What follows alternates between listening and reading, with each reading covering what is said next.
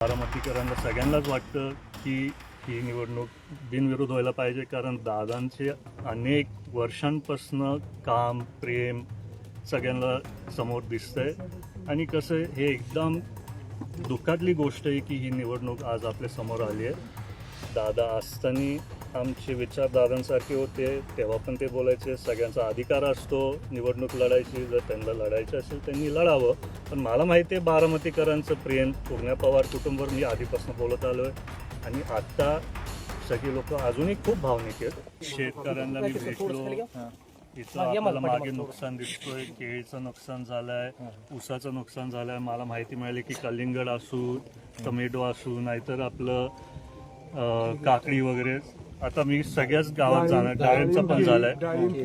तर आता त्याच्यात आपण शेतकऱ्यांना कसं सहकार्य करू शकू, जो नुकसान झालंय त्याच्यातनं काय आपण त्यांना मदत करू शकू ते मी समजून घ्यायला आलोय. त्याच्यानंतर आम्ही वहिनी साहेबांशी पण बोलणार आहे आणि त्यांना पण सांगणार आहे की अशी अशी हे नुकसान झालंय, त्याच्यातनं काय मदत करू शकू आपण, ते शेतकऱ्यांना तसंच मार्ग काढू. शेतकरी सांगत आहे की वेळोवेळी जे पंचनामे आहेत हे पंचनामे वेळोवेळी ज्या वेळेला त्यावेळेस होत नाहीत, आणि साहजिकच त्यामुळे शेतकऱ्यांना जी मदत आहे ती योग्य वेळेस मिळत नाही. त्यामुळे शेतकरी नेहमीच चिंतित आहे, कारण सलग दुसऱ्या वर्षी अवकाळी पावसाने शेतकऱ्यांच्या पिकांचं मोठं नुकसान झालं. मला तर कळालं की काल 2 दिवसापासून पंचनामे चालू आहेत सगळ्यांचे, आजपर्यंत नसतील झाले, पण ते पुढच्या 1-2 दिवसात होतीलच. दादा, शेतकऱ्यांना काय आश्वस्त करताय, काय व्यथा जी आहे ती शेतकरी तुमच्याकडे मांडतात? शेतकऱ्यांना आणि बारामतीकरांना मी दादांचं प्रिय कुटुंब म्हणून आश्वासन करतो की जसं दादांनी अनेक वर्ष काम केले, सगळ्या शेतकऱ्यांना मदत केली, बारामतीच्या जनतेला मदत केली, तशीच आम्ही सर्व राष्ट्रवादी पक्षातले नेते, पदाधिकारी, सहकारी, वहिनी, पारदादा सगळेच आम्ही जरा एकत्रित येऊन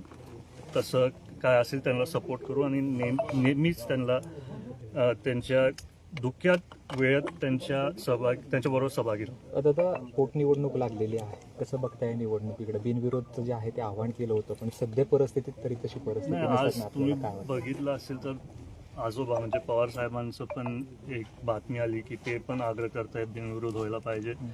मला वाटतं की बारामतीकरांना सगळ्यांनाच वाटतं की ही निवडणूक बिनविरोध व्हायला पाहिजे, कारण दादांचे अनेक वर्षांपासून काम प्रेम सगळ्यांना समोर दिसतंय. आणि कसं हे एकदम दुःखातली गोष्ट आहे की ही निवडणूक आज आपल्या समोर आली आहे.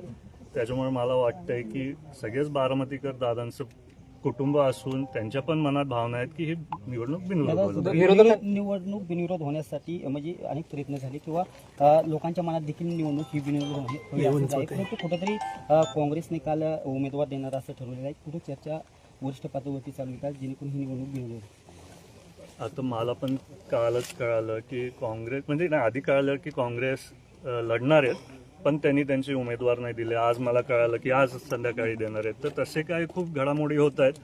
त्याच्या संदर्भात आपले वरिष्ठ नेते त्या लोकांशी बोलतील, आणि जर आमची कुठे गरज पडली तर आम्ही पण त्यांना सांगू. मेळावा घेताय, आज मेळावा घेताय, का आवाहन करणार? मेळावा नाही आहे, आज आमची बैठक आहे, आमच्याच पक्षाची बैठक आहे. ते आम्हाला काय दादा नसण्यापासून आज ही पहिली बैठक आहे. आणि काय आपल्या पदाधिकारी सहकारी महाराष्ट्रातलेच काही आपले पक्षातले लोक असतील, त्यांचे काय भावना असतील ते समजून घ्यायला आज ही बैठक ठेवली आहे. माझे काय भावना असतील, मला त्यांच्याशी बोलायचं म्हणून ही बैठक घेतली आहे. दादा, सोमवारी उमेदवारी अर्ज दाखल करताय, कोण कोण उमेदवार अर्ज दाखल करण्यासाठी येणार आहे आणि कशा पद्धतीचं नियोजन असणार आहे?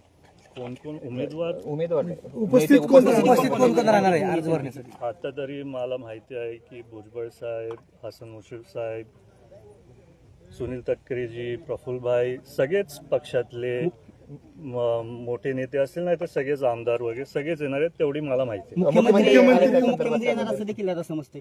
त्यांना एक महायुतीतल्या आमचे जवळचे पक्ष आहेत, त्याच्यामुळे आम्ही त्यांना ती आवाहन केले. आता तुम्हाला माहिती आहे पारदानाचा जेव्हा फॉर्म भरला तेव्हा पण मुख्यमंत्री साहेब होते.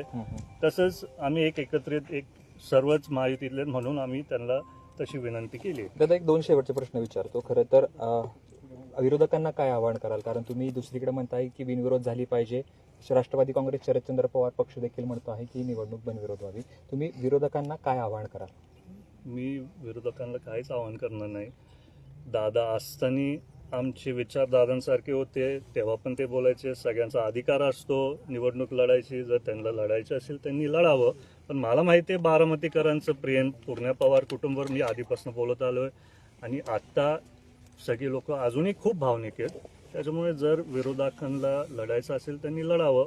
पण आपल्याला माहिती बारामतीकर काय करणार आहे त्या निवडणूक. अजित पवारांशिवायची निवडणूक इमॅजिन केली होती का आणि होती येते खरं आयुष्यात नव्हती केली. कसं बघताय सगळं, किती आव्हानात्मक वाटतं? तर त्याच्या संदर्भात मी काय बोलू शकणार नाही, कारण मी पण भावनिक आहे आणि मला जास्ती मनापासून आता सगळ्यांच्या समोर ते नाही बोलायचं. अच्छा. दादा, दुसरी गोष्ट अशी की विमान अपघातानंतर तुम्ही जे आहे ते पत्रकार परिषद घेणार होता, मात्र तुमची पत्रकार परिषद लांबणीवर पडती. काय नेमकं कारण आहे लांबणीवर पडण्याची? काही कारण नाहीये. जे मुद्दे मला बोलायचे होते त्या मुद्द्यांमधले काय मुद्दे रोहितदादांनी ऑलरेडी सगळ्यांना सांगितलेले.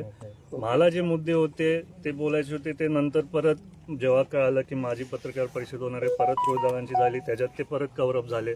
तर मला वाटतं आता जोपर्यंत फायनल अहवाल येत नाही तोपर्यंत मी उगीच लोकांच्या मनात मतभेद करण्याचं मी स्वतः करायला नाही पाहिजे.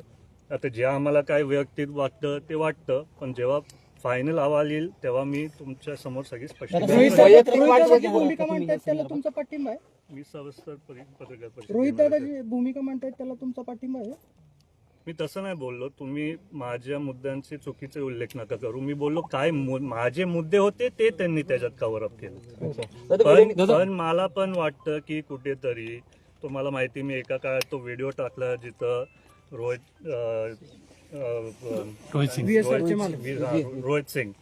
रोहित सिंग त्याच्यात झोपलेले होते आणि त्याच्यात पण मी आग्रह केलं की जर असा अपघात झाला तर आता तुम्हाला मला एक प्रश्न विचारायचा आहे.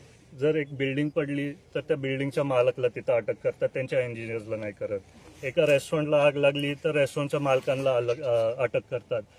तर जर असा अपघात झालाय तर त्यांच्यावरती अटक व्हायला पाहिजे जोपर्यंत पूर्ण व्यवस्थित कारवाई होत नाही. हीच माझी मागणी. दादा, विलीनीकरणाची चर्चा पुन्हा एकदा होण्यास सुरुवात झालेली आहे. काय सांगाल? कारण दादा असताना देखील मोठ्या प्रमाणात चर्चा झाली होती. आता पुन्हा एकदा अनेक नेते विलिनीकरणाची चर्चा होती. या संदर्भात राष्ट्रवादीची भूमिका काय आहे किंवा तुमची वैयक्तिक कुटुंब म्हणून भूमिका नाही, माझं वैयक्तिक त्याच्यात काय नाही. मी खूप छोटा आहे. त्याच्यात काय असेल, वहिनी असतील, पारदा असतील, बाकीचे ज्येष्ठ नेते असतील पक्षातले ते ठरवतील. तुम्हाला असं वाटतं विलिनीकरण व्हावं? मला वाटतंय की आम्ही कुटुंब म्हणून सर्वच एकत्र राहावं. कारण तुम्हाला माहिती आहे जेव्हा दादा आपल्याला सोडून गेले पूर्ण पवार कुटुंब एकत्रित होतं. आजही आम्ही एकत्र आहे, आम्ही एकमेकांशी बोलतो. राजकारणातला भाग त्याच्याबद्दल मी जास्ती संभाषण करणं मला एवढं योग्य नाही वाटत. ते आपल्या पक्षातले वरिष्ठ नेते बोलतील. तरी होते जय पवार या ठिकाणी